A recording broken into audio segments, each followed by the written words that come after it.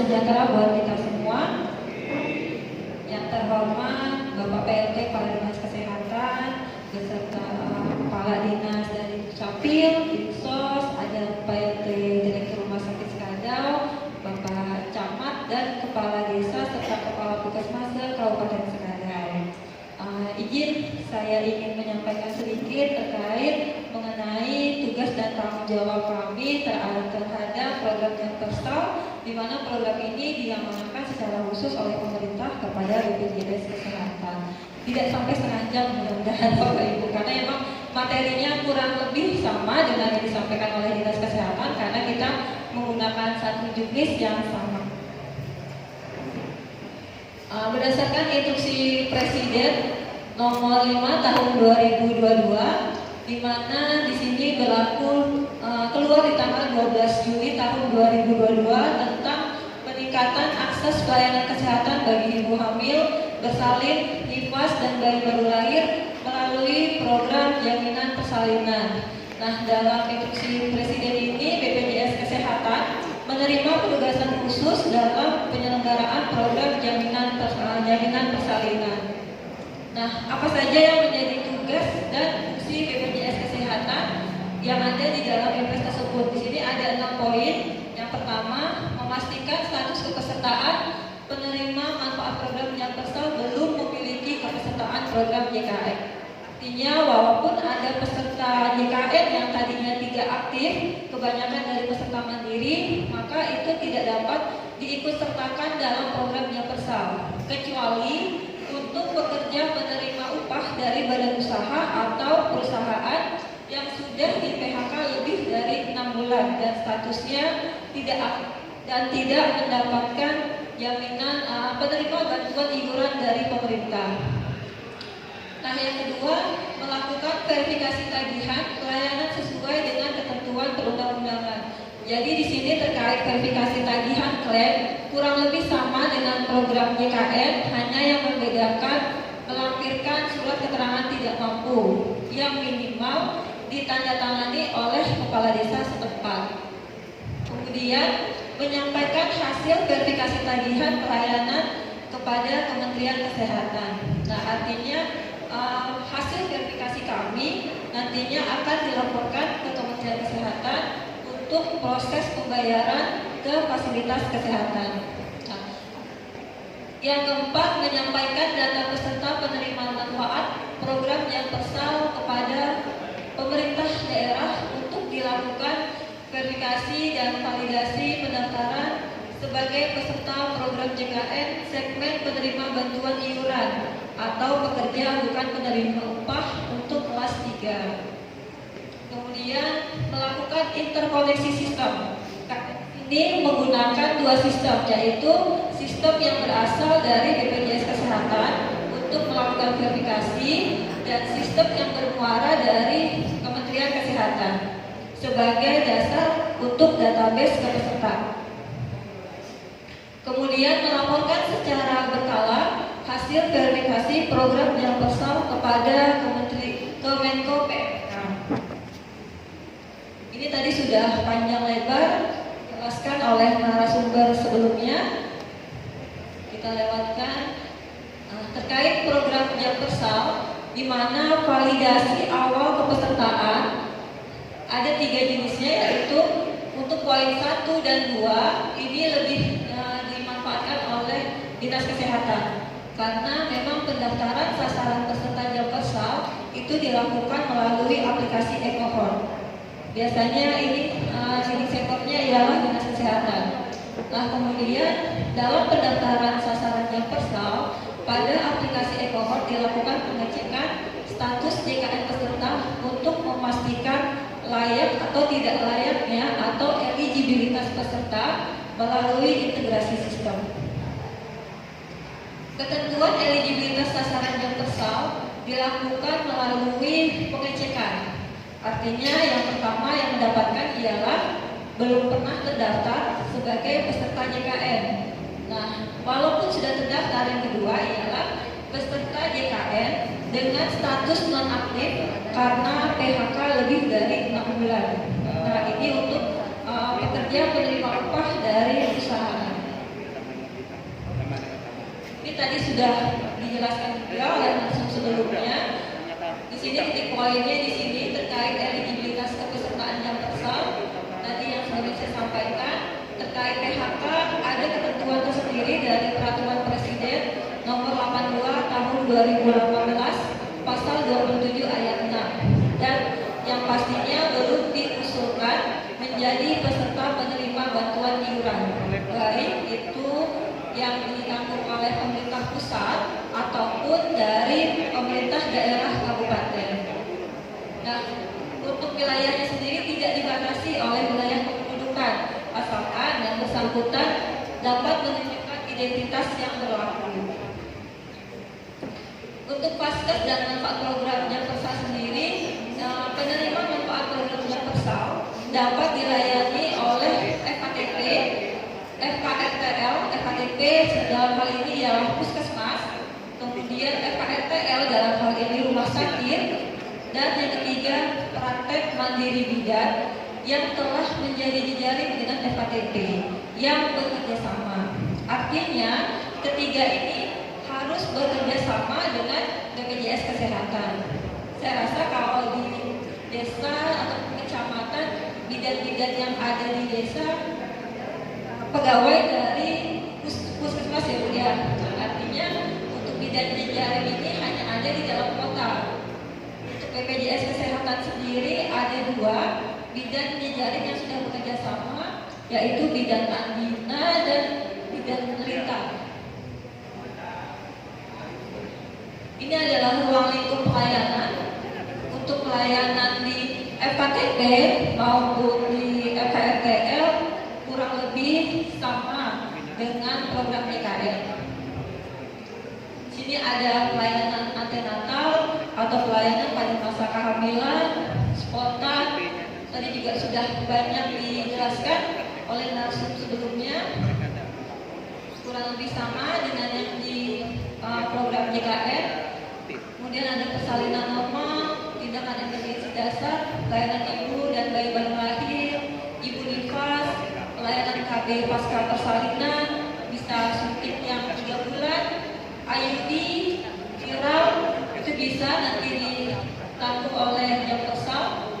Kemudian ini untuk yang di rumah sakit, biasanya memang untuk kasus-kasus yang memerlukan penanganan khusus, artinya memang memerlukan lanjut dari dokter spesialis ataupun untuk kasus-kasus dengan persalinan normal, akan tetapi pada saat di rumah sakit sudah mencapai fase aktif.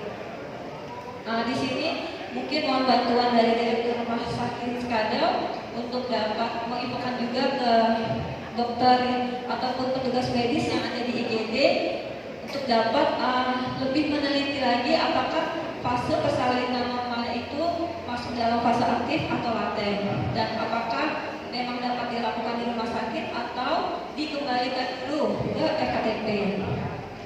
Akan tetapi untuk pelayanan rujukan untuk ambulan itu tidak diverifikasi oleh BPJS Kesehatan, tetapi itu nantinya akan menjadi pembiayaan pemerintah daerah terkait ambulan untuk rujukan. Untuk yang lainnya kurang lebih sama dengan pelayanan yang ada di program JKN. Ada terkait operasi SC, pasca keguguran, tadi sudah disampaikan juga langsung sebelumnya. Nah, ini terkait penetapan masa berlaku. Masa berlaku ini terkait jam tersal sampai dengan 31 Desember tahun 2022. Klaim pelayanan jam tersal yang diajukan ialah ibu paling lama 42 hari pasca persalinan dan bayi paling lama 28 hari setelah persalinan. Dan ini dihitung setelah yang bersangkutan keluar dari rumah sakit ataupun paskes. Jadi dihitungnya dari tanggal keluar, baru akan dihitung jadi 42 hari ataupun 28 harinya. Dalam hal ibu atau bayi masuk ke FKRTL dalam rentang waktu sebagaimana di atas, maka pembiayaan dibebankan pada program jam tersal mulai dari awal sampai dengan akhir masa perawatan pasien. Ini adalah tugas dan wajib pokok kami sebagai verifikator. Sini saya sedikit menjelaskan peran kami di BPJS Kesehatan. Kurang lebih sama sebenarnya dengan di fasilitas kesehatan tingkat lanjutan alurnya, hanya yang membedakan ialah aplikasi yang digunakan. Jadi kalau di puskesmas atau di EKTP itu menggunakan P-Care e-Claim yang nantinya klaim akan diajukan ke BPJS Kesehatan. Nah, kemudian BPJS Kesehatan melalui aplikasi P-Care Sigap akan melakukan verifikasi. Nah, setelah dilakukan verifikasi, maka keluarlah status klaim sesuai atau tidak sesuai. Artinya untuk kasus klaim yang sesuai dapat dilanjutkan untuk divalidasi, kemudian disetujui dan diajukan ke Kementerian Kesehatan. Nah, bagaimana untuk kasus yang klaim tidak sesuai? Untuk klaim yang tidak sesuai maka akan dikembalikan lagi ke FKTP. Nah, setelah dikembalikan ke FKTP, EKTP akan menagihkan kembali ke BPJS Kesehatan, tetapi tidak boleh lebih dari 2 kali. Artinya klaim yang dinyatakan tidak sesuai itu maksimal adalah 2 kali. Nah, bagaimana untuk klaim yang lebih dari 2 kali? Maka akan dieskalasi ke Kemenkes terkait penyelesaian klaim tersebut. Ini adalah alur mekanisme verifikasi.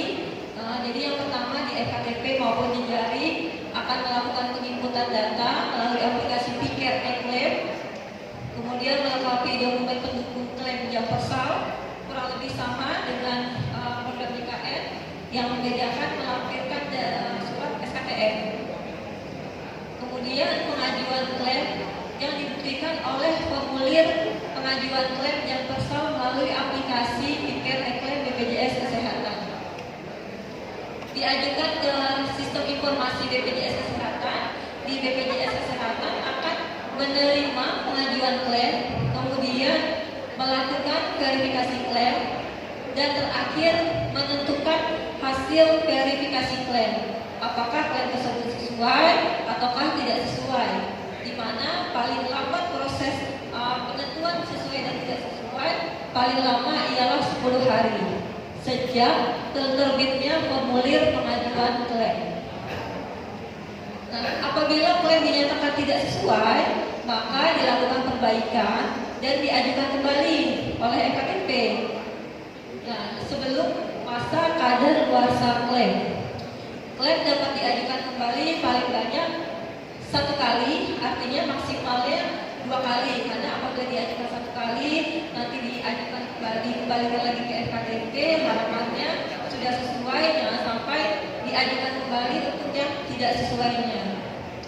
Nah, untuk klaim yang diajukan kembali tidak sesuai, maka klaim akan dilakukan ke eskalasi ke Kementerian Kesehatan. Nanti ada tim sendiri, yaitu tim penyelesaian klaim eskalasi.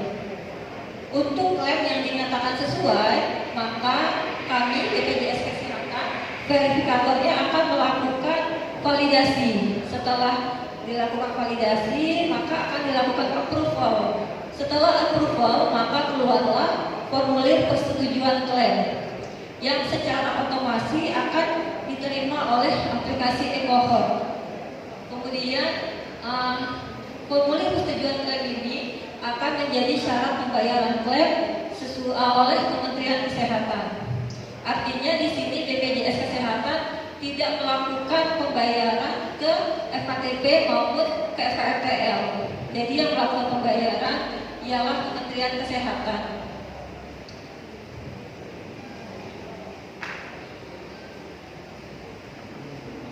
Ini untuk yang di klaim rumah sakit, kurang lebih tadi sama yang saya sampaikan, yang membedakan hanya di aplikasinya saja. Kalau di rumah sakit penyebutannya ialah aplikasi PD, kalau yang tadi di puskesmas ialah aplikasi e-claim, dan untuk yang di rumah sakit pembiayaan yang menggunakan INACBGIS. Ini sama juga mekanismenya. Nah, terkait masa kadaluarsa klaim, Untuk pelayanan sampai dengan 15 Oktober, maka kadaluarsa klaim ialah 60 hari sejak pelayanan berakhir. Artinya yang dihitung ialah tanggal keluar.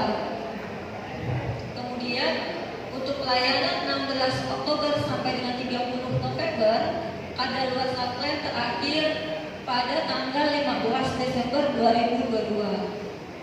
Untuk pelayanan 1 sampai dengan 31 Desember, maka kadaluarsa klaim 60 hari sejak pelayanan berakhir dengan pembayaran dilaksanakan melalui IPA tahun anggaran 2023. Ini adalah hal-hal yang menjadi perhatian bagi kita. Yang pertama ialah pembayaran klaim yang tersal dilakukan oleh Kementerian Kesehatan berdasarkan hasil verifikasi yang dilakukan oleh BPJS Kesehatan.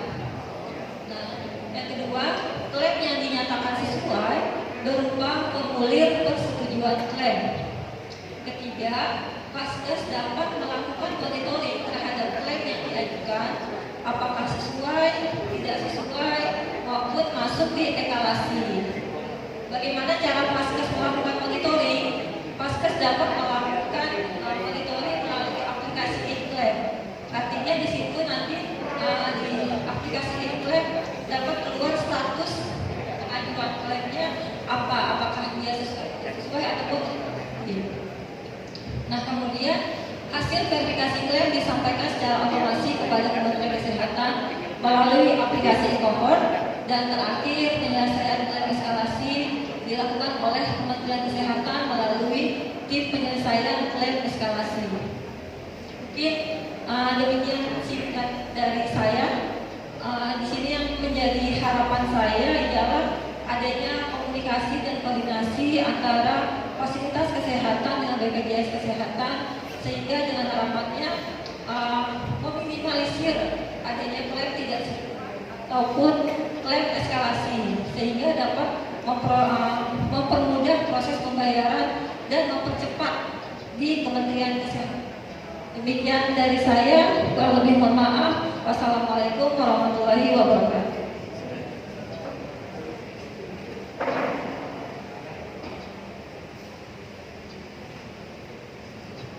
Baiklah, terima kasih. Kita memberikan kepada Ibu Vita yang